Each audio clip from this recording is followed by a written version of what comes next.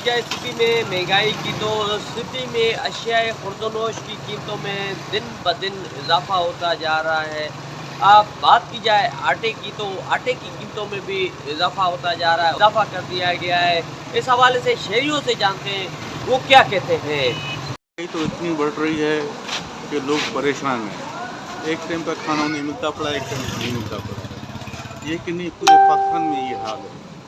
لوگ خودکشیاں کر رہے ہیں اس مہنگائی کی وجہ سے۔ ان غریبوں سے پوچھے جو مزدور لوگ دیہڑی بھی کام کرتے ہیں، کس حالت میں گزارا ہو رہا ہے ان کو۔ میں تو پاکستان گورنمنٹ سے بولتا جتنا ہو سکے غریبوں کو لیے کچھ کام کرے۔ یہ ووٹ مانگنے آتے ہیں، سوچیے ووٹ کاسٹ کرتے ہیں، سب چیز کرتے ہیں، لیکن بعد میں کوئی رک نہیں دیتا ہے، کوئی دفی نہیں دیتا ہے ہمیں کو۔ اور سٹی میں بہت ہمیں تکلیفیں ہیں، کبھی بجلی کے، کبھی ٹرانسفارم کے، کبھی کس کی تکلیف ہے، کبھی پانی کی، گیس کی، ہر قسم کی تکلیف ہے۔ میں تو یہ گورنمنٹ پاکستان سے کہوں گا کہ خدا کو مانو، کچھ خیال کرو۔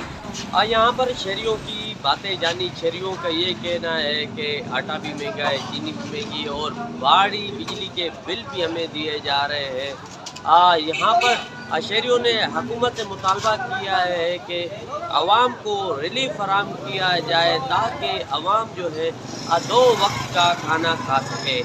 کیمرہ ٹیم کے ساتھ رپورٹر ظہور مکسی، ساتھی رپورٹر یار علی کے ساتھ واش نیوز ٹی پی۔